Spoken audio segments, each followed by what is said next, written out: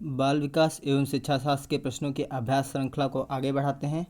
Question number 18 है, एक शिक्षिका अपने शिक्षार्थियों की विभिन्न अधिगम शैलियों को संतुष्ट करने के लिए वैविध्यपूर्ण कार्यों का उपयोग करती है, वह डैश से प्रभावित है। आंसर होगा इसमें ऑप्शन बी, गार्डनर के बहुबुद्धि सिद्धांत से।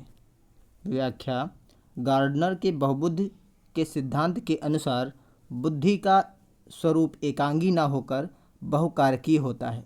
जिस प्रकार शिक्षिका अपने शिक्षार्थियों को विभिन्न अधिगम शैलियों को संतुष्ट करने के लिए वैविध्यपूर्ण कार्यों का उपयोग करती है, उससे प्रतीत होता है वह गार्डनर के बहुबुद्धि सिद्धांत से प्रभावित है।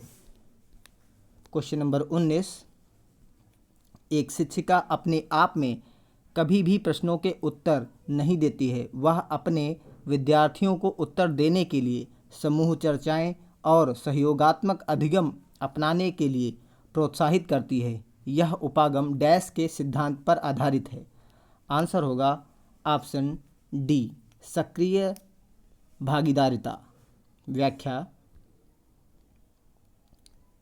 यदि शिक्षिका अपने आप में कभी भी प्रश्नों का उत्तर नहीं देती है और यदि वह अपने विद्यार्थियों को उत्तर देने के लिए समूह चर्चाएं एवं सहयोगात्मक अधिगम अपनाने के लिए प्रोत्साहित करती है, तो यह उपागम सक्रिय भागीदारिता के सिद्धांत पर आधारित है।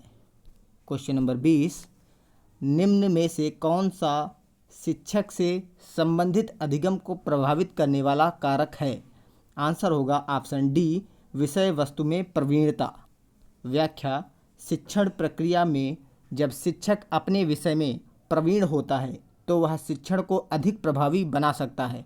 साथ ही साथ उसे अन्य विषयों के बारे में भी सामान्य ज्ञान होना चाहिए। क्वेश्चन नंबर 21, कोहलबर्ग के अनुसार शिक्षक बच्चों में नैतिक मूल्यों का विकास कर सकता है। आंसर होगा ऑप्शन सी, नैतिक मुद्दों पर आधारित चर्चाओं में उन्हें शामिल करके।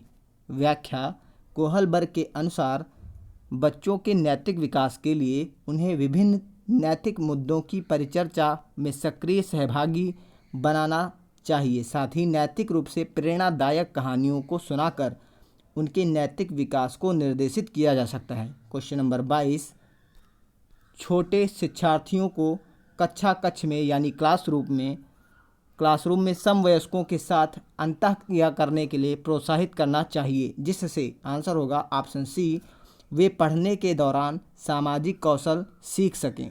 व्याख्या, छोटे शिक्षार्थियों को क्लासरूम में समवयस्कों के साथ अंतःक्रिया करने के लिए प्रोत्साहित करना चाहिए, जिससे वे पढ़ने के दौरान सामाजिक कौशल सीख सकें। क्वेश्चन नंबर 23, जब एक निर्योग्य बच्चा पहली बार विद्यालय आता है तो शिक्षक को क्या करना चाहिए? आंसर होगा ऑप्शन सी, सहकारी योजना विकसित करने के लिए बच्चे को माता पिता के साथ चर्चा करनी चाहिए। व्याख्या, जब एक निर्योग्य बच्चा पहली बार विद्यालय आता है तो सहकारी योजना विकसित करने के लिए बच्चे के माता पिता के साथ चर्चा करनी चाहिए।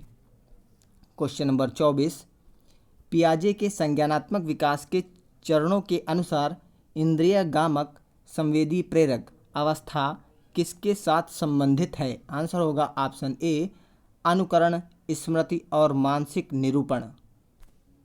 व्याख्या, इंद्रिय गामक संवेदी प्रेरक अवस्था का विस्तार 2 वर्ष तक माना गया है। इस अवस्था में बालक व्यवहार, भाषा आदि का अनुकरण करने लगता है। दूरी, ऊंचाई, गहराई, समय एवं दिशा का भी ज्ञान होने लगता है। 12 से 18 माह की अवस्था तक वह नवीन वस्तुओं को समझने का प्रयास करने लगता है। इसके बाद उसमें प्रतीकात्मक चिंतन, परिकल्पना आदि दिखने लगता है। क्वेश्चन नंबर 25, मानव व्यक्तित्व परिणाम है। आंसर होगा ऑप्शन बी, आनुवांशिकता और वातावरण की अंतःक्रिया का। व्याख्या, मानव व्यक्तित्व आनुवांशिकता और वातावरण की अंतःक्रिया का परिणाम है। क्वेश्चन नंबर 26, शिक्षण अधिगम प्रक्रियाओं में व्यक्तिगत रूप से ध्यान देना महत्वपूर्ण है, क्योंकि? आंसर होगा ऑप्शन डी, बच्चों के विकास दर भिन्न होती है। बच्चों की विकास दर भिन्न होती है और वे भिन्न तरीकों से सीखते हैं। व्याख्या, शिक्षण अधिगम प्रक्रिया में व्यक्ति रूप से ध्यान देना महत्वपूर्ण है। शिक्षण अधिगम प्रक्रिया में व्यक्तिगत रूप से ध्यान देना महत्वपूर्ण है क्योंकि बच्चों की विकास दर भिन्न होती है और वे भिन्न तरीकों से सीखते हैं। क्वेश्चन नंबर 27, निम्न में से कौन सी समस्या समाधान की वैज्ञानिक पद्धति का पहला चरण है? आंसर होगा ऑप्शन बी, समस्या के प्रति जागरूकता। व्याख्या, किसी भी प्रकार की समस्या समाधान का पहला चरण समस्या के बारे में जानना होता है। इसे वैज्ञानिक भाषा में समस्या के प्रति जागरूकता के नाम से जाना जाता है। क्वेश्चन नंबर 28, निम्नलिखित में से कौन सा सीखने का क्षेत्र है? आंसर होगा ऑप्शन बी, भावात्मक।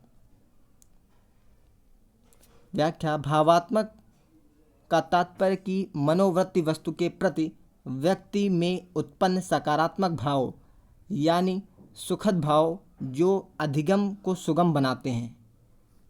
क्वेश्चन नंबर 29, जब बच्चा कार्य करते हुए ऊबने लगता है तो यह इस बात का संकेत है कि? आंसर होगा ऑप्शन ए, संभवतः कार्य यांत्रिक रूप से बार बार हो रहा है। व्याख्या, जब बच्चा किसी कार्य को लगातार करता है तो कुछ समय बाद उसकी उस काम में रुचि खत्म हो जाती है जिससे बच्चा ऊबने लगता है, जिसका आशय है कि कार्य यांत्रिक रूप से बार बार हो रहा है। क्वेश्चन नंबर 30, प्रायः शिक्षार्थियों की त्रुटियां डैश की ओर संकेत करती हैं। आंसर होगा ऑप्शन ए, वे कैसे सीखते हैं। व्याख्या, प्रायः शिक्षार्थियों की त्रुटियां वे कैसे सीखते हैं की ओर संकेत करती हैं। त्रुटियां जो होती हैं वे कैसे सीखते हैं इसकी ओर संकेत करती हैं। Okay, thank you.